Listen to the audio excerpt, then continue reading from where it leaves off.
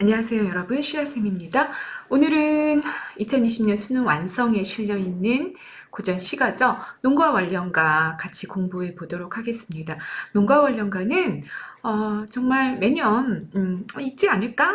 이렇게 생각하는, 항상 그렇게 생각하게 되는 조선 후기 가사예요. 그러니까 조선 후기 가사다 그러면 여러분들이 조금 기억하고 가야 되는 인물들이 이제 뭐 박인로의 누황사나 선상탄이라는 작품, 여러분 요번 올해 EBS에는 다 실려 있죠. 선상탄이 수능 특강에 실려 있었고 노황사가 수능 완성에 실려 있고, 이런 박인로의 조선 후기 가사 작품들 주목해서 봐야 되고요. 그리고 또 유명하다 그러면 이제 안조환의 만원사 정도, 그런 작품들 좀 유명하다고 얘기할 수 있고, 그리고 또 유명한 작품이 이 정하규의 농가원령가라는 작품이에요. 이 농가원령가 같은 경우는 양이 엄청나게 방대해. 너무너무 길어요. 그래서 전체를 다 보지 못했습니다. 선생님도. 주로 나오는 게 몇 월령이냐면 정월령. 그러니까 한 해의 가장 첫 달이죠. 그 첫 달에 대한 내용, 그 다음에 뭐 4월령 또는 8월령, 이런 작품들, 이런 부분들이 부분 이렇게 고등학교 학생들에게 전해지면서 요거 구조는 어떻게 돼? 요게 무슨 내용이야? 이렇게 물어보는 문제들이 모의고사에서 가끔씩 출제되고 있었던, 아주 오래됐죠. 그렇게 출제되기 시작한 지가. 그런 작품이에요. 그래서 농가 원령가도 우리가 가사를 공부한다 그러면 조선 후기에는 조금 공부하고 가야 되는 작품이다 라고 이해하시면 되겠습니다. 선생님이 강의 영상은 정월령 수능 완성에 나와 있는 본문만 찍었는데, 선생님 텍스트 파일에는 4월령, 7월령 이런 내용들 잠깐씩 이렇게 조금씩 적어놨으니까요. 보시면서 대충 이런 구조구나, 이런 것들을 좀 이해하고 넘어가는 그런 자료로 삼으시기를 바라겠습니다. 자, 농가원령가 한번 시작해보죠. 농가, 뭐 농촌의 집이란 뜻이잖아. 원령가라는 건요, 여러분, 한 해 월중 행사표다, 이렇게 생각하시면 되겠습니다. 그래서 1월령부터 12월령까지 12달이 나오게 되는 거예요. 12달이 나오고, 그리고 이 12달에 뭐가 결합이 되어 있냐면, 이 안에 뭐가 포함이 되어 있냐면 24절기가 포함이 되어 있어. 요거는 이제 태양력을 기준으로, 양력을 기준으로 24개의 절기를, 그러니까 15일 정도가 기준이 되죠. 이게 이제 농업국이었기 때문에 농업이 중시되었던 그런 사회에서 농사가 이제 봄에 시작이 되잖아요. 농사가 봄에 시작이 돼서 가을에 이제 수확기가 되는데, 그때까지 이 농사일의 이 절차에 따라 가지고 주로 이 24개의 15일을 단위로 해가지고 15일을 이렇게 주기로 해가지고 24개를 또 나눠 놓은 거예요. 12달을. 그리고 그때 이 농사일과 관련해서 뭐 풍년을 기원한다든지 뭐 이렇게 좀 이 농업과 관련되어 있는 어떤 민속 행사들을 진행을 했단 말이에요. 근데 그런 것들을 우리가 뭐라고 이야기하냐면, 이거를 우리가 세시풍속이라고 이야기하는 거죠. 그러니까 24개의 절기가 있고, 그 절기마다 우리 민족들이 놀았던 거야. 이때 뭐 풍년을 기원하면서 제사를 지내기도 했지만, 그러지 않고 그냥 이렇게 놀이 같은 것도 굉장히 많이 했던 거죠. 그런 것들이 다 이렇게 들어가 있는 거를 우리가 뭐라 그러냐? 원령가라고 이야기한다, 그 얘기입니다. 그러니까 세시풍속이 들어가 있기 때문에 이건 우리가 국문학에서 배우기에도 굉장히 좋은 작품이지만 민속학의 중요 자료가 되겠죠. 네, 민속학에 굉장히 중요한 자료가 되는 문학인데, 그 안에 이 24절기를 기준으로 어떤 우리 민족들이, 우리 조상들이 어떤 놀이문화를 가지고 있었고, 또 어떤 음식들을 주로 먹었고, 이때 뭐 했는지를 굉장히 잘 알려주기 때문에 이 작품이 민속학의 중요한 자료가 되기도 한다, 그 얘기인 거죠. 자, 이 원령가다 하면 우리가 이제 원령체 시가다라고 이야기하게 되는데, 이 원령체 시가다 그러면 우리 고등학교에서는 여러분 딱 두 작품을 배웁니다. 이 두 작품을 배우는데, 그 첫 작품이 뭐냐면 고려가요 동동이에요. 근데 여러분 2020년 EBS 교재에서는 수능 특강이 동동을 작품으로 고려 가요에서는 뽑아놓고 있잖아요. 그러니까 이 수능 완성의 논과 원령가까지 해서 원령체 시가 2편을 모두 다 배우는 겁니다. 고3 EBS 교재를 통해서. 그래서 동동이랑도 연결해가지고 여러분들이 논과 원령가를 좀 이해하고 가면 좋겠다라는 생각도 들어요.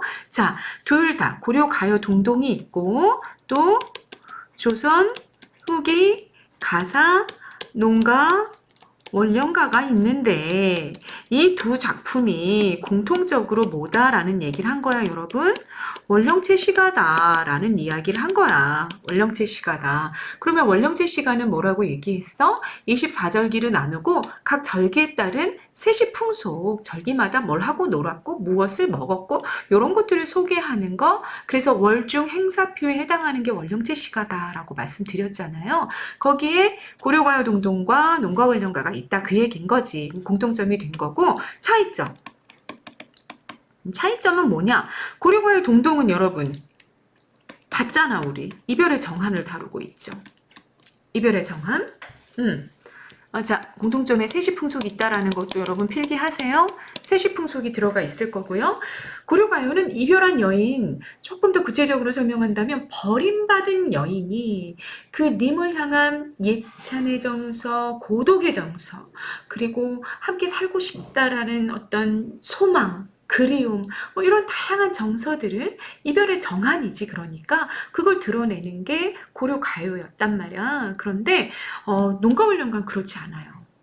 각 절기마다 농촌에서 해야 할 일을 소개하고 그 일을 열심히 하라고 권면하는 거, 이게 중심 내용이 됩니다. 그래서 내용적으로는 굉장히 큰 차이점을 가지고 있다라고 이야기할 수 있겠습니다. 정리하고 계신 거죠, 여러분? 그리고 이런 내용상의 차이를 창작 동기와 관련해서 이야기하는 경우들이 있어요. 그러면 자, 여기 참고 표시하고 필기해 보는 거야. 창작 동기라는 건 뭐냐? 작품을 도대체 문학작품을 왜 만드냐 이거지. 이거 너 그 동기가 뭐야 했을 때는 왜 그렇게 했어 그 얘기잖아. 문학작품을 왜 만드냐 했을 때 우리가 보통 두 가지 이유로 만든다라고 이야기하는 거야. 표현 동기와 전달 동기 두 가지가 있다라고 이야기하거든요. 표현 동기는 뭐냐면 정서 표출이 목적이다 그 얘기인 거야. 우리가 문학을 창작하는 이유는 정서를 표현하기 위해서야. 나는 님과 이별했어. 너무 슬퍼. 님이 너무 그리워. 이런 얘기 하고 싶어서 문학을 창작하는 거지. 나 가난해. 가난해가지고 나 너무 살기 힘들어. 이런 얘기 하고 싶어가지고 문학을 창작한다라는 얘기입니다. 그래서 정서 표출이 목적이 된다라고 얘기하는 거죠. 그걸 우리가 뭐라 그런다? 표현 동기가 강하다라고 이야기한다는 거야. 그런데 그렇지 않고 뭐 문학이 정서 표출만이 목적이겠어? 주로 문학은 이거야 이거. 설득하고 싶은 거. 교훈을 전달하고 싶은 거.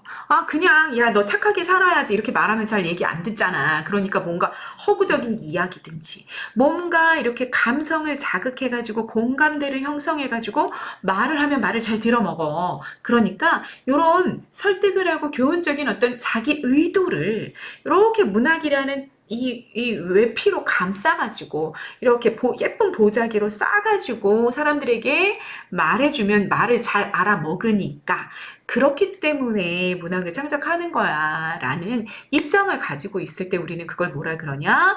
전달 동기가 강하다라고 얘기한다는 겁니다. 그래서 설득이나 교훈적인 의도를 가지고 있다. 그럴 때 우리가 전달 동기가 강하다 얘기하고 이렇게 전달 동기가 강한 문학들을 우리가 목적 문학이다라고 이야기하는 거죠. 그러면 여러분 이렇게 창작 동기에 두 가지가 있다. 표현 동기와 전달 동기가 있다라고 우리가 생각해 봤을 때 나눠볼 수 있는 거지. 고려가요 동동은 이별의 정한이니까 무슨 동기가 강하겠어, 여러분?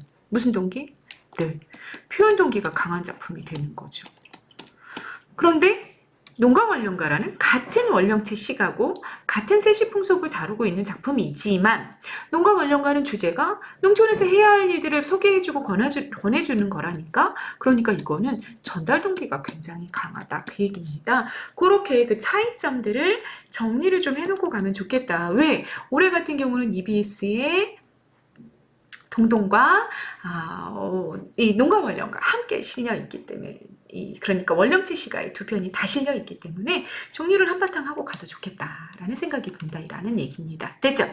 요거까지 정리하시고요. 자, 선생님은 여기를 좀 지우겠습니다. 여러분은 다 필기가 되어 있으셔야 됩니다. 자, 지웁니다. 짠! 네, 지웠고요. 계속 가봅시다. 네. 자, 원령제 시가란 말씀 드렸고요. 장편가사. 와, 엄청 길어. 엄청 길어. 너무 길어가지고 다 못 봤어. 라고 말씀드렸어요. 그래서 1월 정월령 이렇게 딱 이렇게 부분만 나오게 된다 말씀드렸죠. 교훈적이고 계몽적이다. 계몽이 뭐야 여러분? 무지 몽매하다, 무식하다, 무지하다, 알지 못한다, 뭐 이렇게 눈을 감고 있는 것과 같아. 그걸 깨우쳐주는 거야. 그게 계몽이죠. 그런 성격을 가지고 있다라는 말씀 드렸고요. 제재, 주제와 관련된 핵심 소재가 뭐냐? 농사일. 그리고 한 해의 세시풍속을 소개하는 거다라는 거 말씀드렸습니다. 그래서 주제가 이렇게 나오게 되는 겁니다. 특징, 농촌생활과 관련된 구체적인 어휘를 통해 농사일과 세시풍속을 소개하고 있어요. 그런데 여러분들이 좀 기억하고 가야 되는 게 뭐냐? 정학규라는 인물이 누구냐 이 얘기야. 정학규는 여러분 놀라지 마세요. 너무너무 유명한 조선 후기 실학자죠. 중농주의 실학자 누구? 정조의 오른팔이었던 정약용 선생. 맞아. 정약용 선생의 둘째 아들이 정학규야. 둘째 아들이. 그러니까 이분도 뭐야? 이분도 실학자인 거지. 이분도 실학자니까 그 전때의 사대부, 그러니까 성리학자들이지, 성리학적인 어떤 관념을 가지고 있던 유학자들은 이 사대부들은 농사일을 하면 안 된다라고 생각했단 말이야. 그런데 실학이 들어오면서부터 우리 지식인들이, 굉장히 진보적인 지식인들이 실제의 어떤 생활과 삶과 진리가, 우리가 추구하는 학문의 진리가 어긋나면 안 된다라는 입장을 가지기 시작하죠. 그걸 우리가 실사구시다라고 이야기하잖아. 진리를 실제의 일에서 구한다 그런 얘기잖아. 그래서 이분들은 농사일을 권면하기도 하고 그랬단 말이에요. 양반들이 농사 지어도 돼. 뭐 이런 관점을 가지고 있기도 했단 말이지. 그래서 여러분 박인노 조선 후기 이 뭐 누황사나 이런 작품들을 보면 양반인데, 물론 거기는 몰락 양반이긴 하지만 실제로 농사를 짓는 그런 장면들이 나오기도 하고 그러잖아요. 그죠? 이 정약이라는 이 양반이 농가 원령가를 지었다는 거지. 그러면 절기마다 해야 되는 농사일을 소개하고 있다라는 얘기야. 그럴 때 농사일을 소개해야 되니까 농기구라든지 아니면 농사할 때 사용하는 어떤 단어들, 어휘들, 일상적인 생활 용어들이 문학 작품 속으로 굉장히 많이 들어오게 됐다라는 겁니다. 그러니까 양반인데 조선 전기의 양반들이랑은 질적으로 다 다르다라는 걸 여러분들이 좀 기억하고 가실 필요가 있다. 라는 얘기고요. 그렇게 돼서 조선 후기 가사였기 때문에 정말 일상적인 생활 용어들이 작품 안으로 들어오게 됐어. 양반 가사임에도 불구하고 그래. 라는 얘기를 여러분들에게 드리고 있는 겁니다. 무슨 말인지 이해되셨죠? 자, 조선 후기에 우리가 시가를 보면 이 시가에 일상생활 용어들이 굉장히 많이 들어오게 된단 말이야. 그런데 이게 평민 가사인 경우에, 예를 들어 여러분 수능 특강에서 우리가 간민가라는 작품 배웠잖아. 그럼 간민가는 평민 가사란 말이야. 그러니까 당연히 일상생활 용어들이 막 들어왔겠죠. 또 조선 후기에 우리 작가 계층을 좀 보니까 노황사 같은 경우는 뭐였다고 여러분? 몰락한 양반이었다고. 몰락한 양반이니까 자기 작품 속에 농사 짓는 장면들이 들어올 수 있었겠지. 그런데 정학규의 농가원령과 같은 경우는 정학규가 물론 가문이 몰락했죠. 자기 아버지가 미움을 받았으니까, 정권에 미움을 받았으니까 몰락했지만, 그러나 어쨌거나 실학자 집안의 아주 그 명문가였단 말이지. 그때 이 정학규라는 이 양반이 뭐 실제 농사일을 자기가 지었다 이런 장면이 나오지도 않아. 농가원령가에는 농사꾼들한테, 농부들한테 어떻게 해 이렇게 시키는 내용들이거든. 그래서 명령형 종결어미가 굉장히 많이 나오게 되는데, 그렇게 아주 지식인이지, 이런 지식인의 작품 속에서도 일상적인 생활 용어들이 막 들어오기 시작했다라는 얘기는 조선 전기에 대단히 관념적인 성격을 가지고 있는 양반 시가랑은 질적으로 조선 후기의 양반 가사들이 성격이 좀 달라졌어 라는 걸 우리가 분명하게 확인할 수 있게 된다라는 얘기입니다. 이해되시죠? 되셨죠? 네. 그래서 구체적인 어휘 굉장히 많이 들어와 있다라는 거 좀 주목해서 보고 가라 그 얘기입니다. 두 번째, 실제적인 농사일을 열거해 실생활에 도움이 되도록 하고 있고요. 감탄형 종결어미, 명령형 종결어미들이 마구마구 나오게 될 거야. 그런데 감탄형 종결어미는 보통은 절기 소개할 때 나와요. 이따가 선생님이 구조를 보여줄 텐데 절기 소개할 때는 감탄형 종결어미를 많이 사용하게 되고요. 감탄형 종결어미 여러분 제일 유명한 거 뭐 있다 그랬어? 로다, 뭐뭐구나, 뭐뭐도다. 이런 게 대표적인 감탄형 종결어미라고 말씀드렸잖아요. 이런 감탄형 종결어미가 사용이 됐으면 무슨 어조가 나타난다? 영탄적 어조가 나타난다라는 것도 여러분 기억해 놓고 가야 되겠죠. 이렇게 절기를 소개할 때는 감탄형 종결어미를 쓰다가 농사일을 권면할 때는 명령형 어미를 굉장히 많이 사용하게 됩니다. 그래서 계몽적인 성격이 잘 드러나죠. 야, 제발 너 이렇게 내가 시키는 대로 잘해. 그래야 네가 잘 살 수 있어. 막 이렇게 얘기하는 어조가 나타나게 된다. 그 얘기야. 또, 자, 말씀드렸죠. 원령체 시가 가운데 가장 규모가 크고 짜임새가 있다. 짜임새는 이따가 우리 같이 확인할 겁니다. 딱 4개 정도의 단락으로 나뉘어져서 1월부터 12월까지가 아주 규칙적으로 전개가 되는 모습을 우리가 확인하게 되고요. 이런 짜임새가 잘 갖춰져 있기 때문에 모의고사에서는 이 짜임새와 관련된 문제들을 내기가 굉장히 쉽다라는 말씀을 드릴 수 있을 거예요. 수능 완성에서 여러분들이 이미 수능 완성 2차 모의인가요? 네, 거기서 이미 여러분들이 문제를 풀어보셨을 겁니다. 네. 그리고 아까 말씀드렸습니다. 전달 동의가 강한 목적문학적 성격을 가지고 있다라는 거 말씀드렸습니다. 이외와 감성 여러분들 읽어보시면 되겠고요. 노래로 불려졌어요, 여러분. 가사는 노래로 불려졌습니다. 특히 여기 같은 경우는 농가 원령가는 노동요처럼 농부들이 불렀다고 그러잖아요. 그런 노래로도 불려졌다라는 거 알고 가시면 되고요. 여기 별표입니다. 농가 원령가에서의 자연은 어떤 자연이냐, 자연의 성격을 좀 주목하고 가라 그 얘기인 거죠. 이 자연은요, 노동의 현장이고 생활의 현장이야. 이걸 왜 주목해 봐야 될까?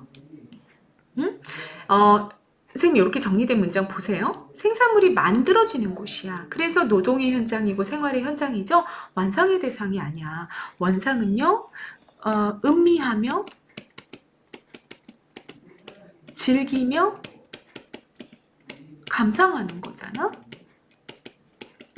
음미하고 즐기며 감상하는 대상이 아니었다 그 얘기야. 응? 사월령에 철렵이 나와. 철렵이라는 거 뭐야? 사냥, 수집 이런 것들 말하는 거야. 그치? 그런데 이런 것들이 나오지만 이것도 양반사대부 것이 아니라 농민들의 즐거움으로 드러나고 있다라는 거죠. 생활 현장으로 드러나고 있다 그 얘기죠. 그래서 자연이 대단히 새롭다. 사대부의 입장에서 관조적 관념적으로 바라본 자연, 이게 조선 전기 시가의 자연이었다면 이 작품, 양반의 작품임에도 불구하고 이 작품에서 나오는 자연은 생활 공간으로서의 삶의 현장이었다라는 거를 선생님이 계속해서 반복적으로 중요한 내용입니다 라고 말씀드리고 있는 중입니다. 됐죠? 정리 잘 하고 가시고요. 본문 들어가 볼 겁니다. 본문은 여러분 그렇게 어렵지 않아. 되게 문학적으로 문학성이 뛰어나던가 뭐 비유가 고도의 상징이 사용 뭐 이런 거 없습니다. 대단히 직접적이고 직설적이야. 왜? 전달 동기가 강한 목적 문학이니까. 그리고 더군다나 누구를 향해 말하고 있냐면 농사꾼들한테 말하고 있단 말이야. 그러니까 막 고도의 상징 이런 거 사용하면 안 되겠지. 대단히 직설적이다라는 얘기야. 그래서 내용이 어렵지 않고요. 그냥 여러분들이 선생님이 이렇게 궁서체로 써놓은 거 정도만 해석을 좀 할 수 있으면 좋겠다. 내용 이해에 도움이 되기 위해서라는 생각이 듭니다. 그래서 빠른 속도로 본문 한번 읽어보겠습니다. 정월 여러분 정월 정월이 동동에도 나오잖아. 선생님이 가끔씩 수업 시간에 물어봐. 얘들아 정월이 몇 월이니? 그러면 이렇게 보고 있다가 5월 이렇게 얘기하는 친구들 많습니다. 아닙니다. 정월은요 1월을 말하는 거죠. 네. 1월이야. 정월은 맹춘, 초범이란 뜻입니다. 초범이라 거기에 뭐가 들어있냐면 1월에 입춘과 우수라는 절기가 들어가 있어. 24절기고 한 보름 15일 정도를 기준으로 바뀐다라고 말씀드렸잖아요. 그래서 정월 1월에 30일 정도가 있다면 두 개의 절기가 그 안에 들어가는 거죠. 그래서 입춘과 우수에 봄이 들어가기 시작했어. 봄이 되기 시작했어. 라는 입춘과 우수. 아, 비가 내리기 시작해. 눈이 오는 게 아니라 라는 이 두 가지의 절기가 여기 들어가 있다라고 절기 소개를 했어. 종결 어미 뭐뭐로다, 뭐뭐구나, 뭐뭐도다, 뭐야, 감탄형 종결어미지. 그래서 화자의 정서를 드러내고 독자와 야, 정월이 됐어. 우수절기가 드디어 됐네. 자기 정서를 드러냄으로써 독자와 공감대를 형성하고 싶어하는 화자의 의도가 묻어나 있는 감탄형 종결어미가 절기를 소개할 때 나왔다라는 거 잡고 가셔라. 그 얘기입니다. 산중, 산 가운데 간하, 골짜기예요. 골짜기에는 얼음과 눈은 아직 남아있지만 평교 광야, 넓은 들과 벌판에서는 운물이 변하고 있어. 운물, 운, 구름 운자잖아. 하늘의 모양과 물건, 자연 경관. 그건 이제 경치는 변하고 있다. 그 얘기지. 그래서 요걸 통해서 우리 여러분 시간의 흐름, 계절의 변화 이런 걸 소개하고 있구나라는 거 알 수 있습니다. 자, 여기까지 뭐가 됐냐면 이제 경치를 감상하는 내용까지가 소개가 된 거야. 절기가 나오고 나면 그 절기에 바뀌는 어떤 자연의 변화 이런 거를 소개했다 그 얘기입니다. 여기까지가 단락이 하나가 끊어집니다. 됐죠? 그리고 두 번째 단락으로 넘어갑니다. 어와는 감탄사. 그러면 여러분 여기 로다라는 감탄형 종결 어미와 1번 라는 감탄사 2번 얘네들이 두 개가 묶여가지고 뭘 만들어내고 있겠구나. 이 작품의 영탄적 어조를 만들어내고 있겠구나. 정리해 볼 수 있습니다. 자, 영탄적 어조. 자, 또 한 번 해봐. 나올 때마다 해서 자꾸자꾸 머릿속에 집어넣는 거지. 자, 뭐가 만들어낸다? 감탄사. 감탄사. 두 번째 감탄형 종결 어미 영탄적 어조를 만들어낸다. 세 번째 느낌표 땅. 자, 느낌표. 네 번째 혹격 조사 중 뭐뭇이여 뭐뭇이시여 이런 것들. 마지막 서리. 요 5가지는 영탄적 어조를 만들어낸다고 말씀드렸습니다. 여러분, 이거 선생님이 지금 그냥 빠른 속도로 얘기했으니까 별로 중요하지 않아 이러시면 안 돼요. 만약에 나 이거 잘 모르고 있어 라는 친구가 있으면 별표 5개짜리야. 너무 문제 많이 나오잖아. 내신이며 모의고사며 너무 많이 나오는 개념이 영탄적 어조란 말이야.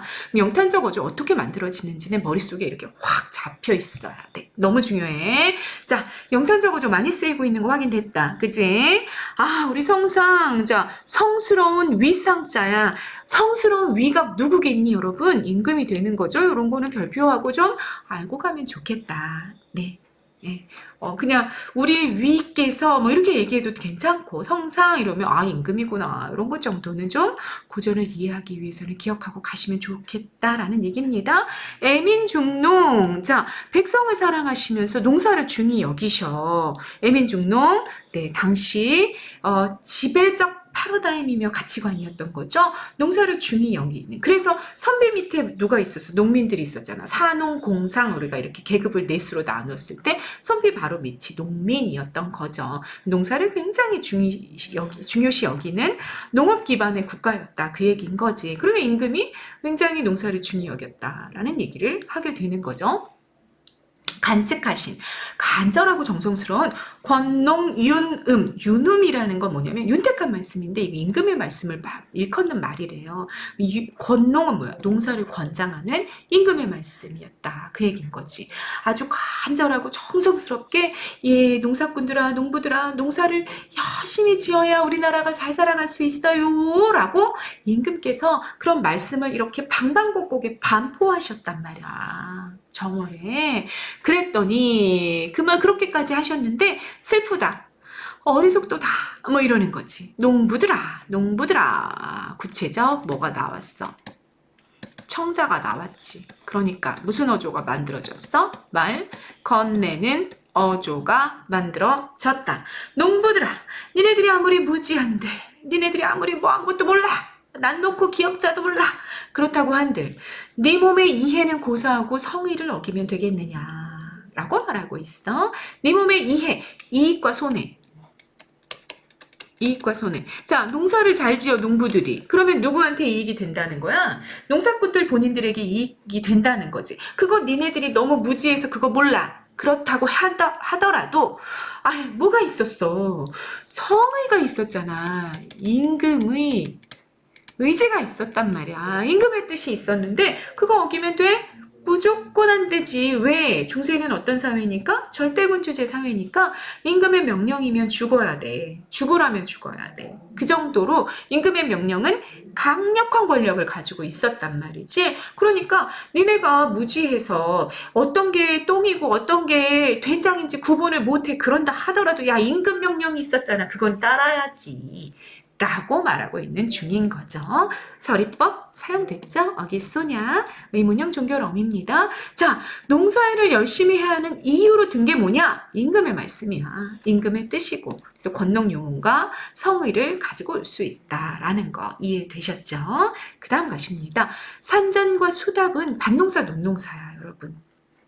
밭농사 논농사를 상반하여 반반씩 균형 있게 힘대로 해라. 이렇게 논농사만 하고 밭농사 안 하면 우리가 뭐 밭농사 하는 거 뭐 있지 여러분? 뭐 오이, 양파 뭐 좋아하세요? 뭐 깻잎, 상추 이런 거 못 먹잖아. 파 이런 거 못 먹잖아.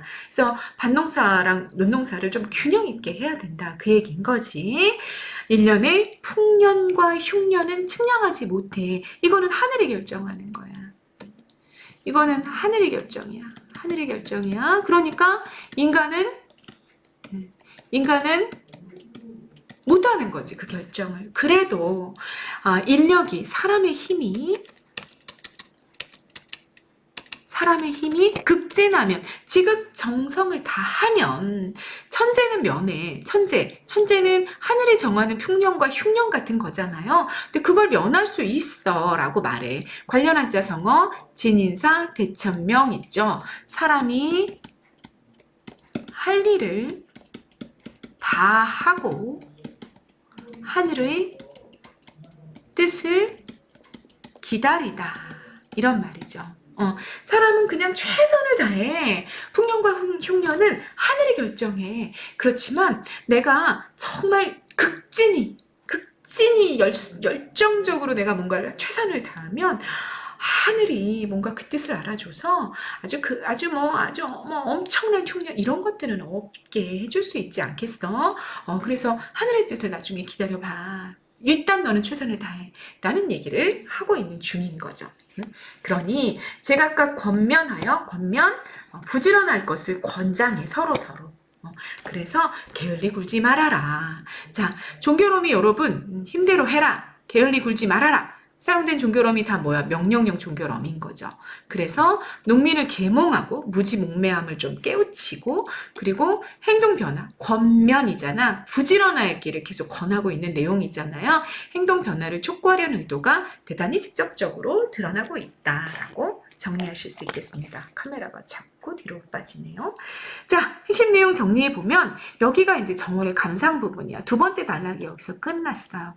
정월의 감상 부분은 뭐냐면 해당 월에 대한 화자의 정서를 제시하는 부분인 거야. 근데 여기서는 정월이었기 때문에 농사가 첫 출발하는 그런 시기이기 때문에 농사일에 힘쓸 것을 권면하는 감상이 주로 나왔다. 주관적인 자신의 생각을 제시하는 부분이 나왔다. 그 얘기입니다. 그래서 여러분, 자, 다시 한번 1번이 뭐다? 절기를 소개하는 게 1번. 절기 소개하면서 부가적으로 경치의 변화를 감상하는 내용이 뒤따르기도 한다라는 얘기고요.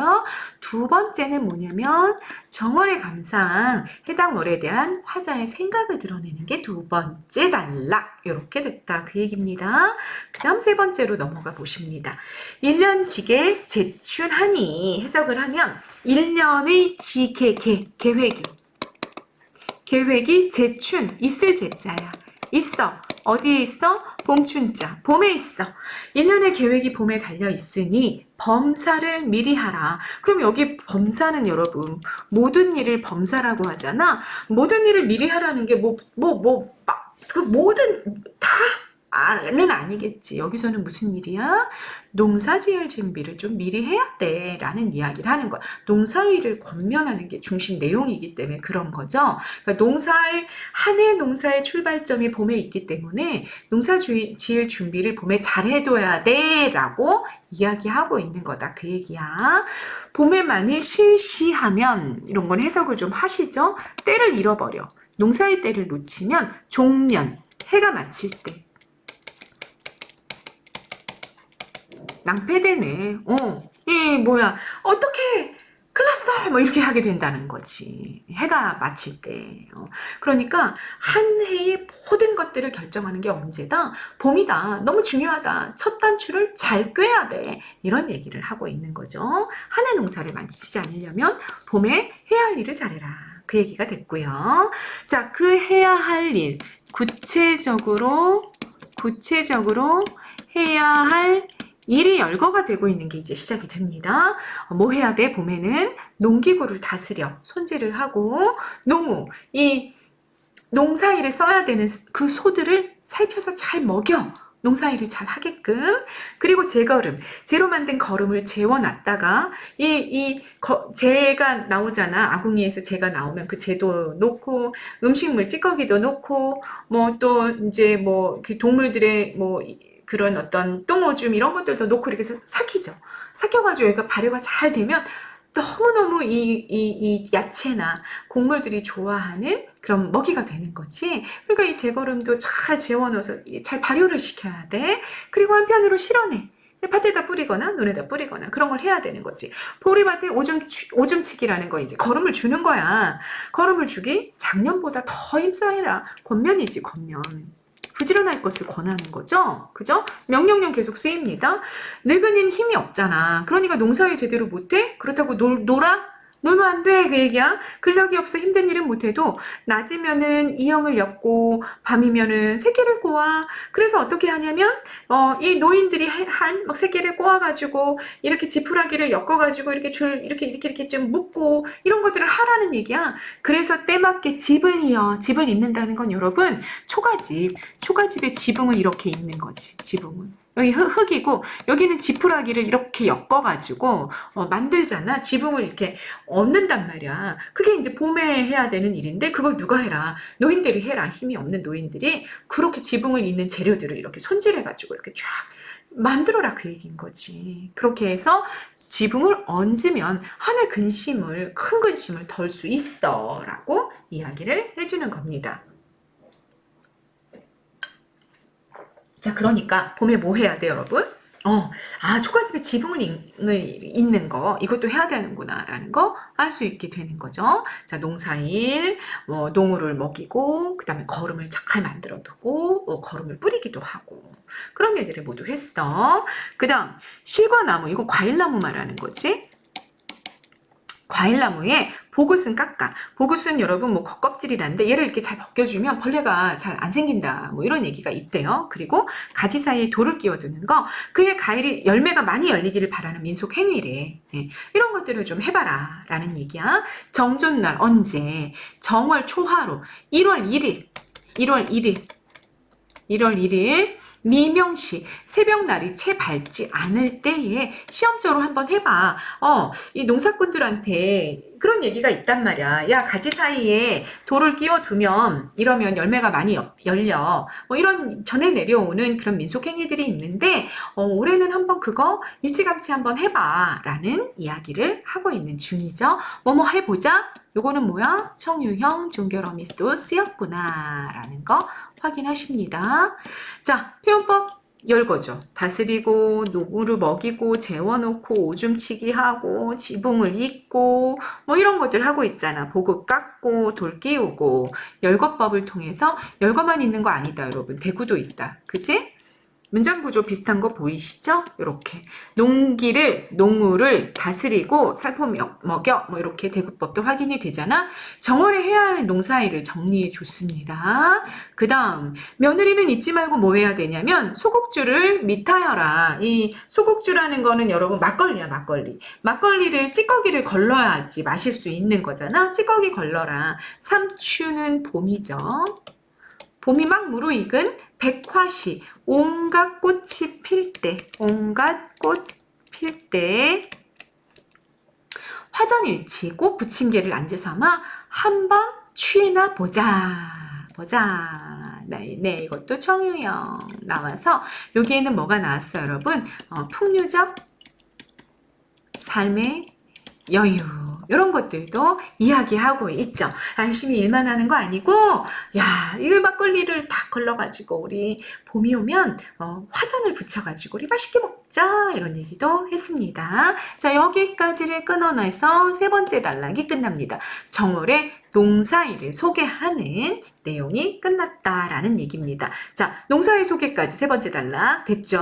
첫 번째 뭐 했어? 절기 소개했어. 두 번째 감상 얘기했고, 세 번째 뭐 했어? 농사일 소개했다. 그 얘기야. 됐죠? 그 다음 넘어갑니다. 상원. 상원은 여러분 도교에서 정월 대보름을 일컫는데요. 뭐 신선이 이렇게 뭐 땅을 살피는 그런 날이래. 예. 정원 대보름. 상원날 달을 보아서 뜬 달을 보름달이 뜨잖아. 정월 대보름이니까 1년 중에 가장 큰 보름달인 거죠. 그 보름달을 보아서 수한을 안 돼요. 수는 물수자, 한은 가물 한자잖아. 그래서 홍수가 들지 가뭄이 들지를 알 수 있다는 거야. 정월 대보름의 달을 보면. 그러니 이거는 나이든 농부의 징험이야. 징조를 경험했단 말이야. 아주 오랜 동안 한 수십 년, 한 막 40년 이렇게 농사를 지었는데, 이 정월 대보름 때 이렇게 하늘을 보면, 아, 올해는 홍수가 있겠어. 대비하자.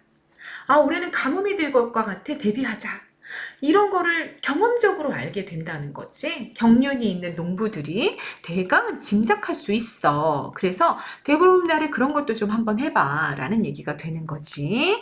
그 다음 정조. 정조는 정월 초하룻날 1월 1일이라고 말씀드렸죠. 앞에서 1월 1일에는 뭐 해야 돼? 세배해야 돼. 그건 도누환 인정이 두터운 풍속이야. 이제부터 뭐가 나오는 거야? 셋이 풍속이 나오기 시작하는 거죠.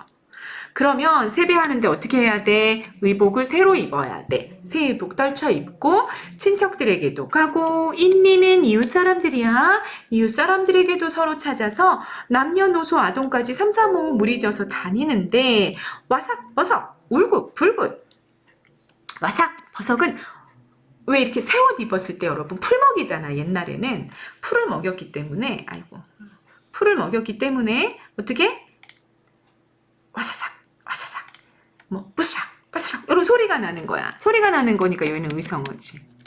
울긋불긋. 옛날에 여러분 여러분 한복, 설에 입는 한복 같은 거 보면 색깔이 진짜 막 알록달록 되게 예쁘잖아요. 그런 색깔을 말해. 그래서 의태어죠. 요거는 형태니까. 와삭버섯 울긋불긋. 그렇게 물색이, 새 옷의 색깔이 번화하다, 화려하다라고 이야기하고 있죠. 사용된 표현법, 음성상징어를 활용해서 대단히 생생하고 현장감을 부각하는 표현도 나와 있습니다. 자, 설날에는 뭐 해야 돼? 정조의 아침에는 세배를 해야 돼 라고 세시풍속을 소개했습니다. 그 다음 산의 아이는 연을 띄우고 계집 아이는 널뛰기를 하고 이웃을 놀아가며 내기하기는 소년들의 놀이야.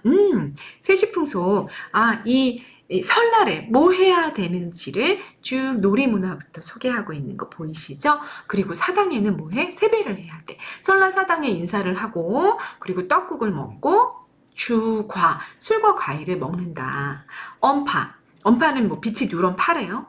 미나리를 무싹이랑 같이 곁들여서 먹나 봐. 그러면 정말 보기에도 새롭고 신선해서 오신채 5가지의 매운 나물들이 있거든요. 뭐 파, 뭐 마늘, 뭐 이런 거 있어. 양파. 근데 이런 것보다도 너무 새롭고 신선한 그런 음식들이야. 그래서 부러워하겠는가? 오신채를 부러워하겠는가? 여러분 표현법 뭐야? 설이죠. 부럽다, 부럽지 않다? 엄파에 미나리에 무엄을 딱 곁들이면 정말 맛이 막 정말 상큼, 새큼 막 이래가지고 오신채가 부럽지 않아 라고 말하고 있는 거죠. 자, 설날의 세시풍속을 소개했습니다. 요게 4-4-1번이야. 설날의 세시풍속. 자, 그러니까 정월에는 세시풍속이 두 개가 있는 거야. 설날이 하나 있고 정월 대보름이 하나 있고 이렇게 있게 되는 거잖아. 그래서 맨 처음에는 설날의 세시풍속을 소개한 거죠. 뭐 해라? 연도 띄우고 널도 띄고 윷도 놀고 떡국 먹고 뭐 이런 거 하는 거야. 그러니까 설날에 속하는 세시풍속류들 어떤 놀이들을 했고 어떤 음식을 먹었고 어떤 풍속, 예를 들어 사당에 세아라는 거 언제 했는지 요거 다 설날에 딱 묶여져야 돼. 그러니까 분류하라 그 얘기인 거죠. 분류. 왜? 설날도 나오고 정월 대보름도 나올 거니까. 그렇게 나눠놓고 선택지에서 헷갈리지 않게끔 이렇게 딱 구분해 놓고 선택지들을 점검해야 된다 그 얘기입니다. 아셨죠? 이렇게 시험 문제가 출제가 될 경우에는 그거를 염두에 둬라 그 얘기입니다. 열거, 설의, 대구 이런 표현법들 나왔습니다. 여러분 확인하실 수 있죠? 마무리입니다. 여기가 나와. 정월 대보름의 세시풍속이 또 소개가 된단 말이야. 그래서 이게 4-2번이 되는 거야. 정월 대보름의 세시풍속. 보름날에는 뭘 먹어? 약밥을 먹어. 약밥 뭔지 알죠, 여러분? 찹쌀에다가 무슨 뭐 이렇게 설탕 해갖고 막 대추, 밤 이런 거 막 해갖고 막 뭉쳐가지고 먹는 그 약밥 여러분 좋아하세요? 나는 좀 좋아하지 않지만 그 약밥을 먹었단 말이지. 보름에 그런 약밥을 먹는데 그런 약밥을 먹는 건 야 진짜 오래됐다. 신라 때 풍속이었대. 신라 때. 그때부터 조선 후기까지 보름에는 약밥을 먹었다. 쌤이 이 문장을 읽으니까 왠지 나도 앞으로는 보름날에 먹기 싫어도 약밥을 좀 먹어야 하지 않을까. 뭐 그 생각이 들어. 굉장히 오랫동안 전에 내려오던 그런 우리 풍속이었던 거지. 보름날에 약밥 먹는 거. 그리고 뭘 막 먹냐? 묵은 산채, 산나물. 예, 묵었다라는 거는 이제 그 전해에 말려둔 거지. 예, 말린 산나물들인 거죠. 여러분 그거는 요즘에도 참 많이 하죠. 뭐 이렇게 호박이라든지 고사리 뭐 이런 것들 말려뒀던 것들, 취나물 이런 거 말려줬던 거를 잘 이렇게 불려가지고 그걸로 나물을 무쳐가지고 먹잖아요. 그런 거 하는 거 지금 얘기하는 거야. 묵은 산채를 삶아내니 육미는 고기네 고기. 고기랑 바꿀 쏘냐? 안 바꿔. 너무 맛있어. 그 얘기인 거지. 설의 의문을 활용해서 음식의 맛있음을 부각하는 표현이 나온 거고요. 그 다음에 보름에 또 뭐 하는가 보자. 귀 밝히는 약술. 보름에 술을 마시면 좋은 소식만 들려온다는 거야. 그래서 귀발기술이다 이렇게 말하는 술을 마시고 부스럼 삭는 생밤, 이 뭐 견과류, 호두 같은 거 여러분 요즘에도 가끔씩 집집마다 하는 집은 있죠. 이런 견과류들을 딱딱한 거를 아닥 이렇게 깨물어서 먹으면 부스럼이 안 생긴다는 거지 몸에. 부스럼이 안 생기는 그런 생밤도 먹고 그리고 먼저 불러 더위 팔기 이름을 먼저 딱 불러. 그러면 여러분 시원하게 지낸다는 거야. 그 사람 내 더위를 파는 거지. 먼저 불러 더위 팔기, 달맞이 할 때 횃불 켜기, 흘러오는 풍속이야. 언제적인지 모르겠어. 약식은 신라 때 풍속인데 이런 풍속들은 언제적부터 흘러오는 건지 모르지만 아주 오래됐어. 그리고 아이들이 주로 놀아 하면서 보름의 세시풍속을 소개하는 것까지 이렇게 수능 완성 본문이 끝났습니다. 자, 여러분 처음에 짜임새 정리해보자. 처음에 절기 소개했어. 그 다음에 그 절기의 경치 감상하는 내용 잠깐 나왔고 두 번째 그 달에 대한 화자의 감상 주관적인 생각 얘기했고 세 번째 그 달에 해야 되는 농사일 권면하는 내용 중심 내용인 거죠.